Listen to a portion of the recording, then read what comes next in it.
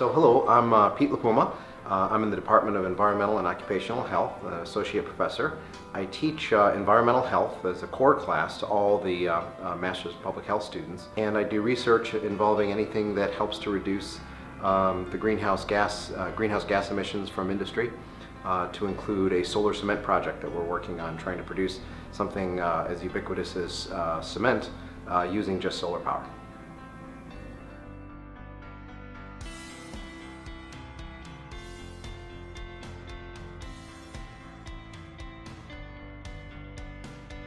Before I got to the School of Public Health here, I actually retired from the Air Force. I spent a career in the Air Force, and most of my time was spent in occupational health, and then I transitioned more into environmental health. After I retired, I got into sustainable energy consulting work, where I was helping federal installations find best locations for utility scale solar farms and wind farms. And I think that a lot of my experience from the Air Force and consulting work then dovetails into the classroom with me, so it's helpful to be able to give the students some real-world experience out there on some of these issues. I guess the thing that I find most interesting in environmental health these days is there's really this huge tectonic shift occurring right now. Solar and wind prices have come crashing down. There's a lot more attention being paid on the negative implications of some of the fossil fuels.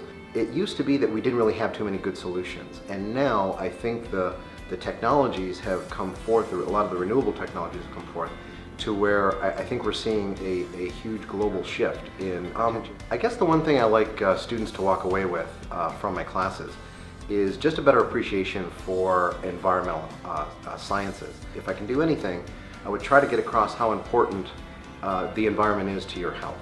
I like to joke that if you're a living, breathing mammal on planet Earth, you've got to breathe the air, drink the water, and eat the food which is in close contact with the soil.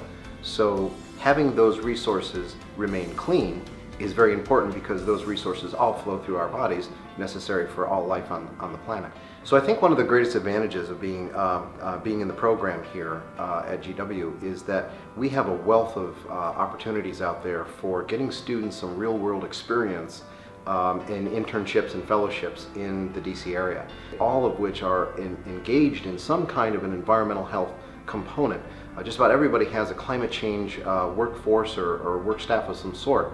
So a lot of our students get a lot of real-world experience out there, and that oftentimes launches their career. So I think the field of environmental science is really important for folks to understand. And now when we're faced with this huge global dilemma with climate change, it makes it really important to be able to come up with the right policies and solutions long-term from our policymakers in order to move in the right direction. And the only way you do that, I think, is to get the population educated on these issues, and then they vote the right folks in that are going to do something rational about it. So the research I'm currently working on is something we've nicknamed solar cement, and I guess the idea is that we're trying to take industrial processes that we know are going to be emitting carbon dioxide, there's almost no other way to do it, and turn it into a process that uses mostly solar energy. And we're actually trying to convert the carbon dioxide emissions into solid graphite, solid carbon. And we think that that can not only sort of store or capture the carbon that would otherwise go into the atmosphere as CO2, but it would also make a building product as well. You can make bikes and wind turbine blades and all kinds of things out of these things. We're very excited about the ability to sort of transform what is otherwise a pollutant harming the planet into a solid material that could even be marketed as a building product down the road. Again, I'm Pete LaPuma. Thanks for watching.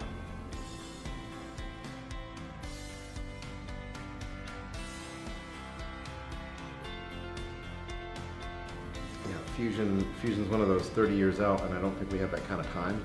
So we're trying to buy time with other resources until we get to fusion. I think fusion can potentially solve all, but we can do it, we just can't control it. It's literally making the temperature 6 million degrees Celsius. It's literally the temperature of the sun on planet Earth. Very hard to control.